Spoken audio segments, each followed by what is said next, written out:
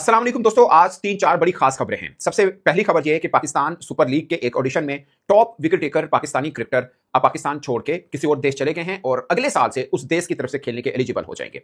इस पर हम बात करेंगे कि वो क्या नाम है, उस पर थोड़ी डिटेल भी आपके साथ बताएंगे। पाकिस्तान सुपर लीग के एक ऑडिशन के हाईएस्ट विकेट टेकर थे। नंबर 1। नंबर 2, एमएलसी में हारिस स्टोक्स जो खेल रहे हैं उनको एक ओवर में 28 रन टोटल पड़े हैं, 4 ओवर में 53 रन पड़े हैं। बाय द वे, पहले 2 ओवर में सिर्फ 13 रन,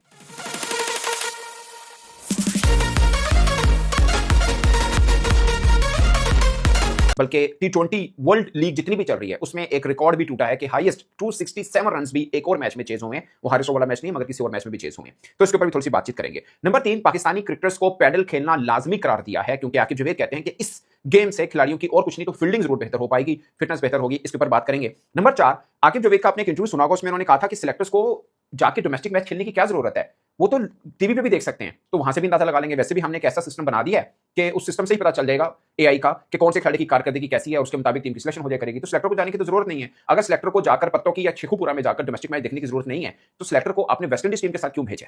इसके ऊपर बात करेंगे। असद शफीक जो पाकिस्तान टीम के सिलेक्टर हैं, बल्कि और भी बहुत से होते हैं जो कि पाकिस्तान क्रिकेट बोर्ड में हैं, कि कई क्रिकेटर्स बेशुमार होते हैं, उनमें असद शफीक भी एक शामिल हैं, उनको बतौर सिलेक्टर पाकिस्तान टीम के साथ भेजा गया है। तो उनको क्यों भेजा गया है, इसके ऊपर भी हम बात करेंगे। एक और खबर आपने देखी होगी कि पाकिस्तानी क्रिकेटर जब किसी दूसरे देश में लीग क्रिकेट खेलने जाएंगे तो पाकिस्तान क्रिकेट बोर्ड उस लीग से, मुतलका लीग से $25,000 मांगता है। ये आपने खबर देखी होगी। इसकी क्या हकीकत है और क्या है ये भी मैं आपको बताऊंगा। तो 4-5 बड़ी खास बातें जिस पे बात करेंगे। सबसे पहले उस क्रिकेटर का जिक्र करते हैं जिन्होंने पाकिस्तान सुपर लीग ऑडिशन 2024 में हाईएस्ट विकेट टेकर थे और 12 मैचेस के अंदर 24 विकेट्स उन्होंने ली थी।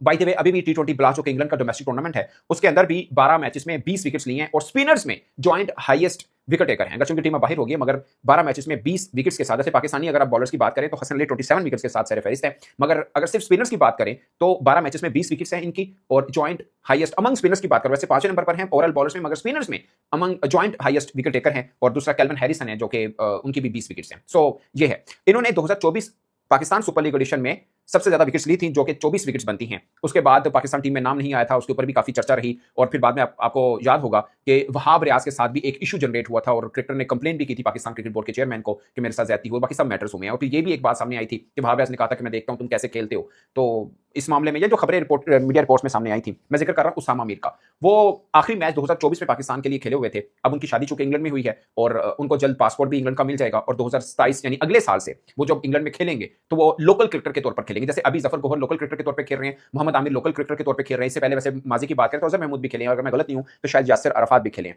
बट ये जो है अभी करंट क्रिकेटर की बात करें तो जफर गोहर, मोहम्मद आमिर और अब ये उसामा मीर हैं जो कि लोकल क्रिकेटर के तौर पर इंग्लैंड में अगले बरस से खेलना शुरू हो जाएंगे और फिर ये एलिजिबल भी हैं। लाइक अगर कोई क्रिकेटर एक देश से खेला हो, जैसे उसामा मीर हैं पाकिस्तान से खेले हैं, अगर वो किसी और देश से खेलना चाहें और वहां की नेशनलिटी उनके पास हो, मेरा ख्याल है 3 वर्ष, अगर मैं गलत नहीं हूं तो 3 साल का गैप होना जरूरी है, जो कि नेचुरली उनको मिल जाएगा 2027 में। वो as a local cricketer England से खेल सकते हैं और उसका फायदा ये होगा कि आइंदा में जहां पे कभी वो लीग भी खेलनी हो तो पीसीबी के एनओसी की ऐसे उनको जरूरत नहीं पड़ेगी और बाकी इश्यूज के साथ निपटना नहीं पड़ेगा। और सबसे खास बात कि दुनिया भर में जो लीग चल रही है, जैसे जफर गोहर हैं अगर अच्छा खेलें या मोहम्मद आमिर अगर अच्छा खेलते हैं और उसामा मीर अगर अच्छा खेलते हैं तो आईपीएल में भी खेलने के एलिजिबल हैं, आईएलटी में खेलने के एलिजिबल हैं, एसए टी20 खेलने के एलिजिबल हैं, क्योंकि वो पाकिस्तानी क्रिकेटर नहीं लेते मगर कोई क्रिकेटर जिसकी नेशनलिटी या पासपोर्ट चेंज हो गया उसको तो वो ले ही लेते हैं। सो ये उनके लिए एक है कि दुनिया भर की लीग के दरवाजे खुले होंगे और दूसरा एक अपॉर्चुनिटी भी है कि अगर आप बहुत अच्छा खेलते हैं तो आप इंग्लैंड के लिए भी खेल सकते हैं। सो ये एक है। मुझे याद है उस्मान कादिर एक बार बहुत करीब थे, बल्कि ऑस्ट्रेलिया ए की तरफ से वो खेले भी थे, अगर मैं याद जो मुझे पड़ता है साउथ अफ्रीका के खिलाफ खेले थे और बड़े जबरदस्त बॉलर थे। उसके बाद पता नहीं क्यों वो पाकिस्तान वापस आए। आई एम सॉरी, शायद बहुत से लोगों को बुरा लगेगा बट मेरा ख्याल उन्होंने बहुत गलत फैसला किया था। आपको देखना होता है कि चीजें आपके मुताबिक कितनी अच्छी सूट करती हैं, आपको वो फैसला करना चाहिए।